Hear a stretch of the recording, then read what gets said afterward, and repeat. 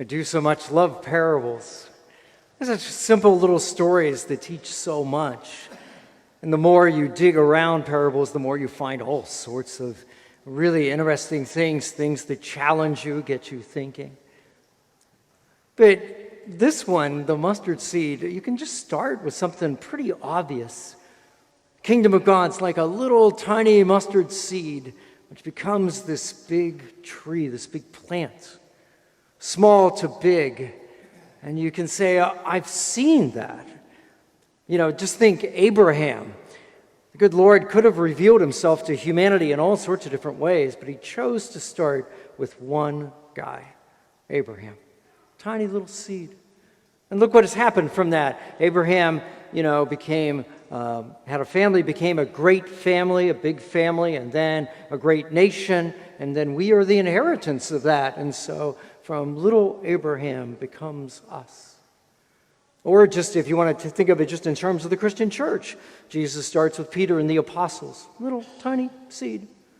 And we are 1.23 billion Catholics all around the world, little to big. And that can be really encouraging. Not only is it great to look back and see what God has done, but you might also use it for some encouragement the next time you are asked to do something or feel called to do something and you're thinking, it's pretty small. What difference would it make?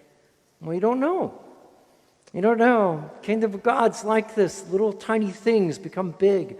So maybe something you do, some random, just minor act of kindness, something that you never would think anything of, turns out to be something big.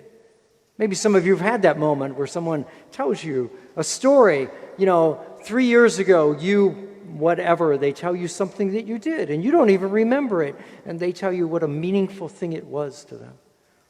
This parable can encourage us that way. But parables also are supposed to sort of challenge us. And the little to big things got a little bit of a challenge in it too. Because you might fall into the pitfall of thinking differently about big than God does. We, in our society, just the way we live, we equate big with successful and powerful. Once, take a company, or a nonprofit or something like that, but, you get to a point where you're big and you can wield a little power. You can be a little more selective about, who's a member, who's not, things like that. Jesus is talking about the kingdom. He's saying the kingdom of God is like the seed that becomes this big thing. And so we got to be careful that we listen to what Jesus is talking about when he talks about big, and not what we just sort of assume about big. So let me offer you two things out of the parable that might help.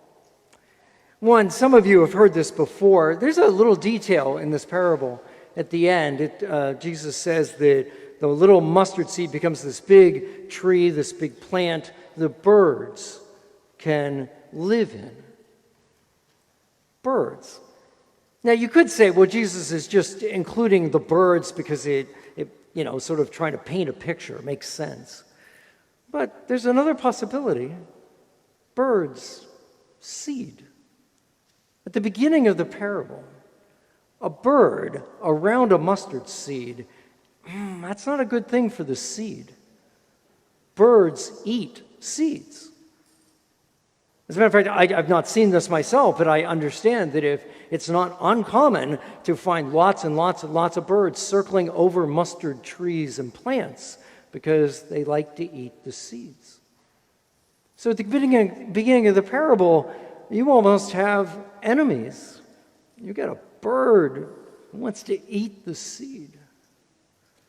And now at the end of the parable, the seed, which has become this big plant, this big tree, is now providing shade, living space, comfort to its enemy.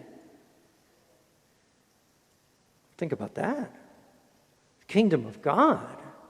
Starts small, gets big, but when it gets big, it reaches out. It provides comfort to its enemies. Those of you that follow the news, you get, kind of a little worked up about the news at times. You should think about that. What does it mean? As you're listening to the news and you hear something that just gets you, what's it mean for the Christian church to invite this person, this group, whatever it is you're upset about, into the family of God? And mind you, in the parable, the bird's not asked to change. Bird's just a bird. And so, kingdom of God starts small, gets big, and we invite people. The other thing about being big, of course, is it kind of makes sense that lots of things are there. This is a story, I believe this is a true story. I'm not entirely sure, but I believe it was related in a book I read as a true story, not as just a piece of fiction. 1930s, 1940s, a group of people in Scotland, as I recall, they wanted to build a church, and got a building committee together, and like most building committees, they were looking to see what can we do, what will be the signature element of our church, like in our case, this beautiful mosaic. And they decided on a stained glass window. And they spent some time praying about the topic, the theme of the window. What was it that they wanted to convey? And they hit upon a couple lines of a very old gospel hymn that you, I'm sure, have never heard of. But it basically talked about all of God's children being around God's throne. And so they got a well-known artist of the day to do a painting of this so that they could make a stained glass window out of it. The artist, he loved this commission. Evidently, it just captured his imagination.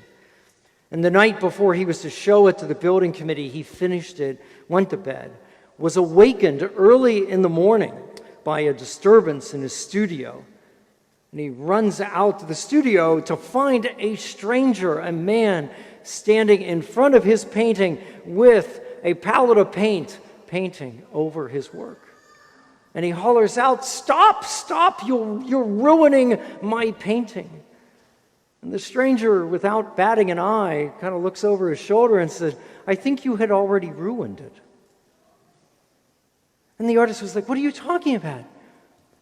And the stranger said, You chose to paint all the children in exactly the same way. You had all these colors available to you, all these paints, but you chose one color to paint all the children. That's not the way it is. It was in that moment that the artist realized that it was Jesus that was changing his painting. The next morning, he woke up, rushed into his studio, and found the painting as he had left it, and realized that this was a dream that he had had. And fortunately, picked up the palette and began changing the faces, the children. He painted them different colors, black, red, white, brown, all that stuff. And he also changed the facial features to show the different nationalities, different religion, or different ethnicities, if you will. And so the painting really did reflect all of God's children, all around the world. We need to remember that. When you walked in, I don't know if you caught the words, I don't know if you pay attention to the words of the hymns we sing. All are welcome in this place. There are people who would not agree with that. You can go on the internet, you can look up, there's certain songs that have that theme to it, and you will find Catholics who will debate whether that's true. They'll say, no, everybody is not welcomed here. You have to believe certain things. You have to be a certain kind of person. You have to sort of clean up your act before you come and join us. This parable reminds me that that is not true. That is garbage. That is how secular society thinks of it. We're a country club. We're a closed sort of thing. And if you meet the standards, we'll let you in. We are the kingdom. We are the kingdom. It started really small. And now it is to this point, and who knows where it goes from here. But at this point, the good Lord is reminding us today, all of God's children are welcome. All of them. Be really careful about making restrictions on that. Let me end. There's a few kids here. Let me end a little song for you. I think I taught this to you a couple years ago. I don't know if you would remember it. It's a great way to remember this point. I am the church. You are the church. We are the church together. All of God's children all around the world. Yes, we're the church together. That is the kingdom. We should rejoice in that.